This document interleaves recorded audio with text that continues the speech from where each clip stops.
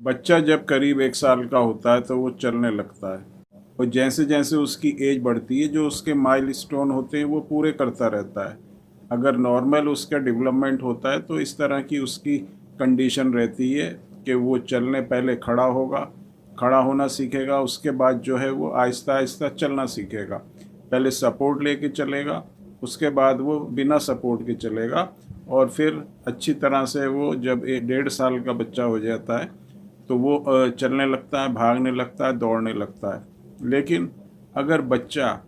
3 साल 4 साल के बाद अगर उसमें इस तरह की कंडीशन देखी जाती है कि जो बच्चा सही से चल रहा था, सही से भाग रहा था, दौड़ रहा था, जीना ऊपर नीचे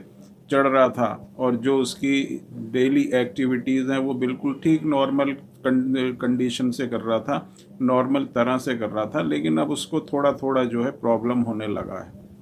उसको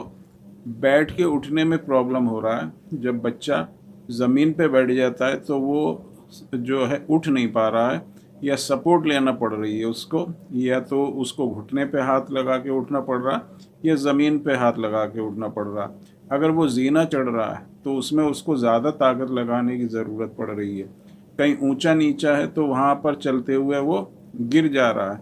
या कभी कभी भागते हुए वो गिर जा रहा है। ज़रा सा भी अगर उसको हल्का सा भी झटका लगता है तो वो गिर जाता है। और बच्चा जो है दिन ब दिन उसकी कंडीशन जो है ख़राब होती चली जा रही है, वीकनेस उसको बहुत ज़्यादा होती जा रही है, मसल्स उसकी जो हैं सिकुड़ रही हैं, और बच्चा जो है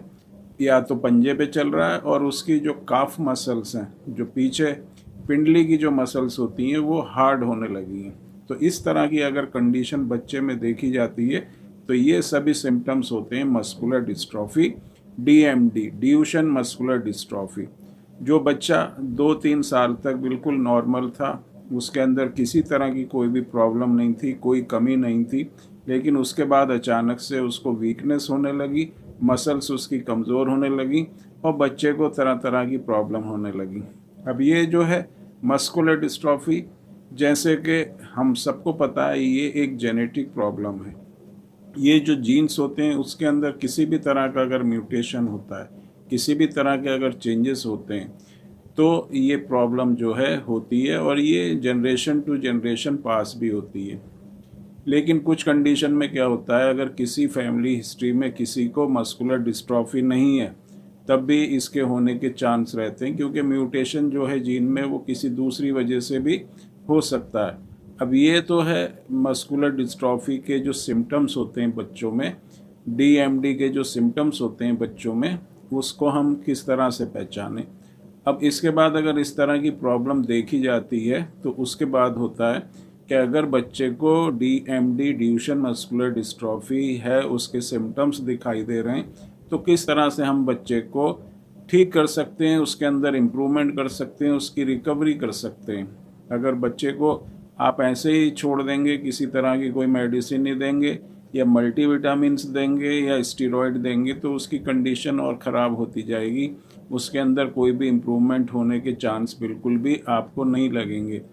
तो इसके लिए क्या है कि अगर आप चाहते हैं मस्कुलर डिस्ट्रॉफी को ठीक करना, अपने बच्चे को नॉर्मल कंडीशन की तरफ लाना, उसकी जो मसल्स हैं उसको रिकवर करना, और जो मसल्स हैं उनको रिवाइव करना, और जो बच्चे को जो वीकनेस बढ़ रही है दिन ब दिन उसको रोकना, और उसकी कंडीशन में इम्प्रूवमेंट करना, तो आप इसके लिए जो सबसे बेस्ट और सबसे अच्छा तरीका होता है वो होती हैं होम्योपैथिक मेडिसिन्स।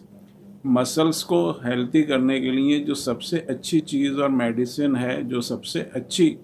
हम रखते हैं, वो होती हैं होम्योपैथिक मेडिसिन्स। और होम्योपैथिक मेडिसिन्स ऐसी बहुत सी बहुत अच्छी मेडिसिन्स हैं जो बच्चे को या उसके अंदर जो मसल्स की वीकनेस है उसको स्ट्रेंथ देने में हेल्प करती हैं।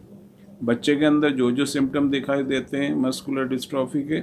उन सिम्टम्स को जो है हम कम कर सकते हैं, उन कंडीशन को हम कम कर सकते हैं, बच्चे को रिकवर कर सकते हैं, और उसकी कंडीशन को इम्प्रूव कर सकते हैं। और आप देखेंगे इन मेडिसिन्स को अगर आप लगातार अपने बच्चे को देंगे तो बहुत ही अच्छी तरह से बच्चा रिकवर करेगा, उसमें इम्प्रूवमेंट होगा, और नॉर्मल कंडीशन की तरफ आपका बच्चा जो है आएगा।